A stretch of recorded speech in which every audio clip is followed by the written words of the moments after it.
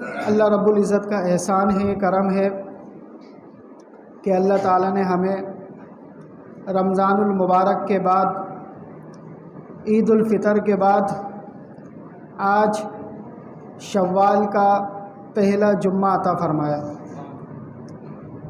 شوال کا اسلامی مہینے کے اعتبار سے 10واں مہینہ ہے۔ اس کے بعد ذی قعدہ کا مہینہ ہے اور اس کے بعد ذی الحجہ کا مہینہ ہے۔ اس کے بعد یہ سال ختم ہو جائے گا، پھر محرم سے اگلا سال شروع ہوگا۔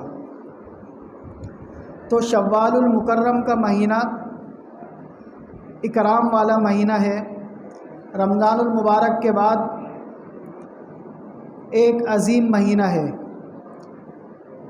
جس کے بارے میں حضور اکرم صلی اللہ علیہ وسلم نے ارشاد فرمایا کہ جس شخص نے رمضان المبارک کے روزے رکھے، اس کے بعد شوال کے مہینے میں 6 روزے رکھے، تو وہ شخص ایسا ہے کہ اس نے گویا کہ پورے سال ہی روزے رکھے، یعنی رمضان المبارک کے پورے مہینے کا روزے رکھنے کا ثواب وہ بھی مل گیا۔ اس کے بعد اگر اس شخص نے شوال میں 6 روزے رکھ لیے تو گویا کہ اس کو 12 مہینے روزے رکھنے کا ثواب مل گیا۔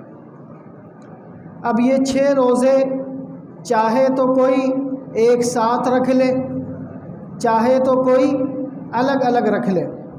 مثال کے طور پر سب سے اچھا طریقہ اس کا یہ ہے کہ حضور اکرم صلی اللہ علیہ وسلم رمضان کے علاوہ پیر اور جمعرات کا روزہ رکھا کرتے تھے، چاہے وہ کوئی بھی مہینہ ہوتا، پیر اور جمعرات کا روزہ رکھا کرتے تھے۔ تو شوال کے 6 روزوں میں اگر پیر کا روزہ رکھ لیا جائے تو اس میں دوہرا ثواب ہے، ایک تو شوال کے روزے کا ثواب، دوسرا پیر کے دن کا ثواب۔ اسی طرح دوسرا روزہ جمعرات کا رکھ لیا جائے تو اس میں بھی دوہرا ثواب ہے، ایک تو شوال کا روزے کا ثواب، دوسرا جمعرات کے روزے کا ثواب۔